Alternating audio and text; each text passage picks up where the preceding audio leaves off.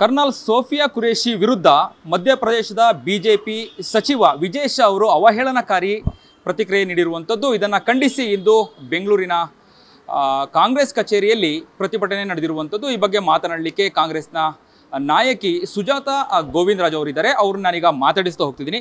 Madam, ಇವತ್ತು ಪ್ರತಿಭಟನೆ ನಡೆಸಿದ್ರಿ, ಮಧ್ಯಪ್ರದೇಶದ ಸಚಿವ ವಿಜಯ್ ಶಾ ವಿರುದ್ಧ ಘೋಷಣೆಗಳನ್ನು ಕೂಗಿದ್ರಿ.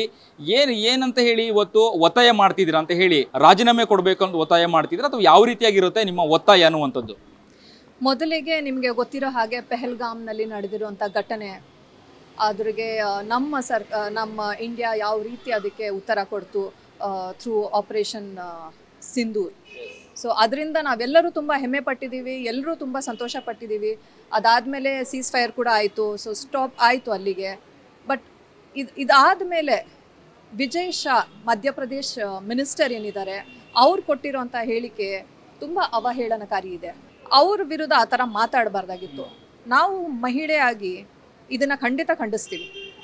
ಇದು ಸರಿ ಇಲ್ಲ ಈ ಮಾತುಗಳು. ಸೊ ಹಾಗಾಗಿ ನಾವೆಲ್ಲರೂ ಇವತ್ತು ಪ್ರತಿಭಟನೆ ಮಾಡಿದ್ದೀವಿ. ಇವರು ವಿಜಯ್ ಶಾ ಮಿನಿಸ್ಟರ್ ಅವರು ರಾಜೀನಾಮೆ ಕೊಡಬೇಕು. ಓಕೆ, ಮುಂದಿನ ನಡೆ ಏನಿರುತ್ತೆ ಅನ್ನುವಂಥದ್ದು, ಇವತ್ತು ಸಾಂಕೇತಿಕವಾಗಿ ಮಾಡಿರುವಂಥ ಪ್ರತಿಭಟನೆನ ಅಥವಾ ಮುಂದೆ ಯಾವ ರೀತಿಯಾಗಿರುತ್ತೆ ಪ್ರತಿಭಟನೆ ಅನ್ನುವಂಥದ್ದು? ಯಾಕಂದರೆ ಈಗಾಗಲೇ ಹೈಕೋರ್ಟಲ್ಲೂ ಕೂಡ ಅವರ ವಿರುದ್ಧ ಈಗ ಚಾಟಿಯನ್ನು ಬೀಸಿರುವಂಥದ್ದು, ತರಾಟೆಗಳನ್ನು ತೆಗೆದುಕೊಂಡಿರುವಂಥದ್ದು. ಮುಂದಿನ ನಡೆ ಏನಿರುತ್ತೆ ಅನ್ನುವಂಥದ್ದು ಯಾವ ರೀತಿಯಾಗಿ ಖಂಡಿಸ್ತೀರಾ ನೀವು ಅಂತ? ಹೌದು, ಸೊ ನಿಮಗೆ ಗೊತ್ತಿರೋ ಹಾಗೆ ಹೈಕೋರ್ಟಲ್ಲಿ ಇವತ್ತು ಏನು ಆಯಿತು ಕಾನ್ವರ್ಸೇಷನ್, ಅದರಲ್ಲಿ ನಮ್ಮೆಲ್ರಿಗೂ ಖುಷಿ ಇದೆ.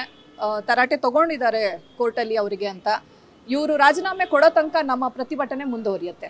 ಇದಿಷ್ಟು ಸುಜಾತಾ ಗೋವಿಂದರಾಜ್ ಅವರ ಮಾತಾಗಿತ್ತು. ಕ್ಯಾಮರಾ ಪರ್ಸನ್ ಕಾರ್ತಿಕ್ ಜೊತೆ ಅಭಿಜಿತ್ ಗಣೇಶ್, ಕರ್ನಾಟಕ ಟಿವಿ, ಬೆಂಗಳೂರು. ಬೆಂಗಳೂರಿನ ಸಮಗ್ರ ಸುದ್ದಿಗಾಗಿ ನೋಡಿ ಕರ್ನಾಟಕ ಟಿವಿ ಬೆಂಗಳೂರು.